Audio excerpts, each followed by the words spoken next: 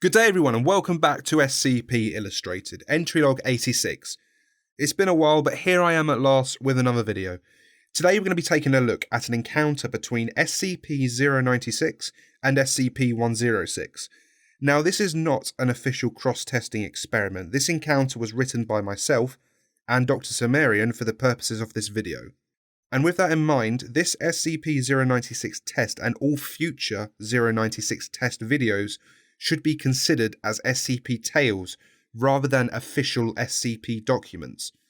Now, this is an SCP battle, and this video does contain extremely strong violence, blood, gore, flaying, and scenes of torture. Without further ado, let's begin.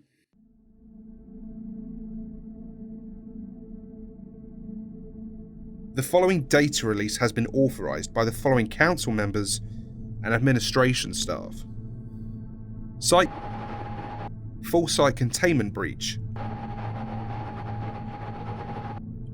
Junior researcher Dr. Whittier. Recovery and recontainment note SCP-096.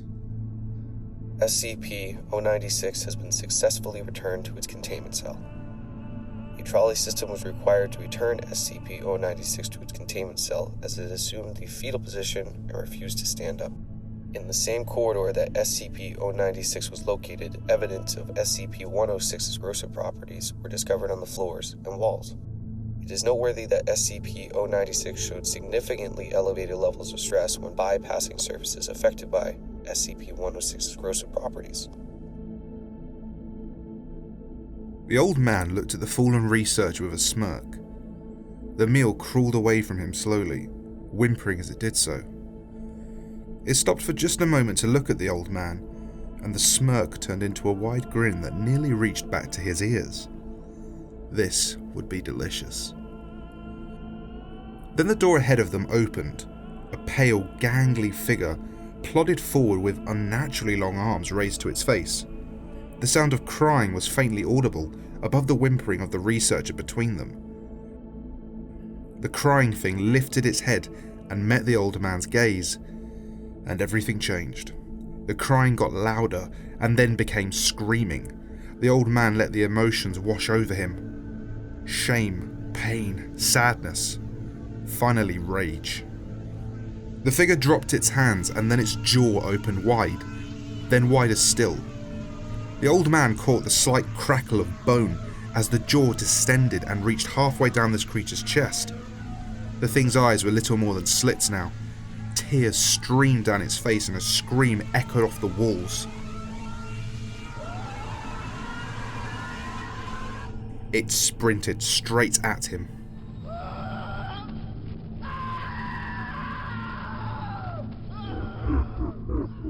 The old man smirked and gave a slight chuckle before lifting his arms, as if about to embrace an old friend. The thing slammed into him with an impossible force.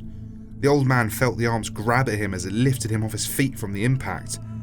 The old man hit the floor and then sank into it. The creature loosened its grip as it sank into the floor as well. It tried to scramble away, but the old man plunged his hand into the creature's abdomen. Organs and muscle liquefied as he fished around for the creature's spine. Then the old man gripped it and pulled the creature down into the darkness. The old man smiled as he watched the figure hit the stone floor of his dimension. It looked around confused and angry before returning to its docile form. The old man removed the floor beneath it and watched it clutching frantically at the darkness. It fell onto jagged rocks that sliced into its skin, then he crushed it between two walls before letting it come to a rest. It was on its knees, panting and bleeding, but alive. This thing was unusually resilient, but it was afraid, it was lost, it was ashamed. There was only one thing to do about that. The old man willed away the labyrinth and dropped the figure into a new hell.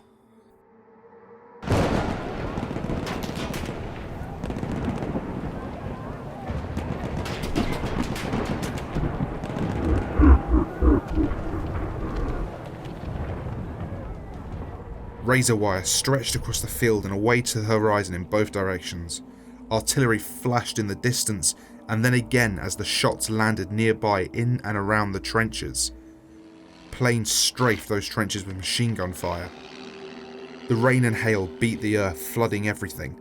There were bodies piled high along the trenches, some living and screaming for relief, for their mothers, for mercy. Fires burned and lightning snaked across the sky. The creature hit the earth with a wet thud. It tried to stand and the rain caused the mud to slide off its form. The ground was rocked by an explosion and it was thrown into a trench, landing with a splash in a mix of filth and blood. It staggered to its feet and began moving through the trench, crying as the rain scoured its skin. The old man wielded the razor wire to wrap around the figure and pulled it taut.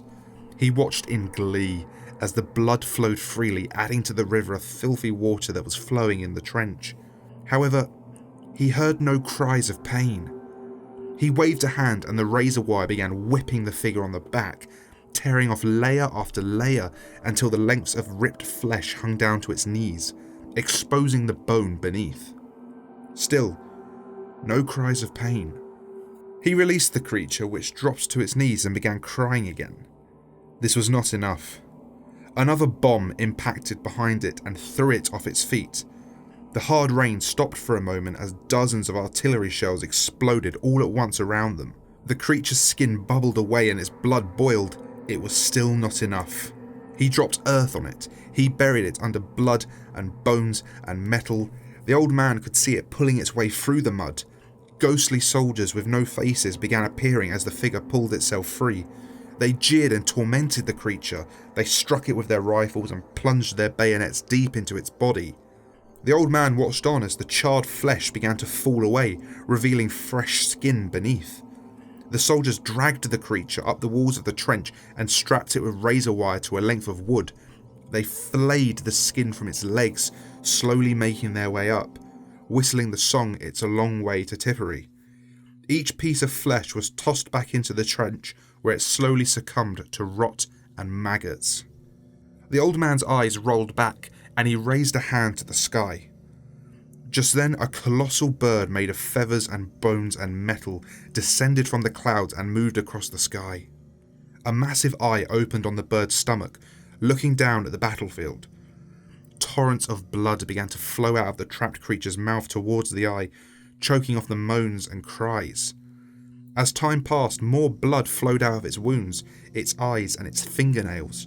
Lightning illuminated the makeshift altar, and the dark black and red fluid drifted lazily into the sky. The figure fell limp as the bird thing finally finished its passage. The old man approached the figure. It was barely breathing. The thing's taut, rotten flesh fell off it like wet paper. In a second, the old man was rising up through the floor of the Foundation facility once more, dragging the lifeless corpse of the creature with him. The old man dumped it on the floor and looked down. It was slowly starting to grow new flesh. New blood spilled from what veins had begun to heal. The thing had curled up in the fetal position, crying to itself. He kneeled in front of it, but the figure refused to look at him. The old man grinned widely once more, and left it to its weeping.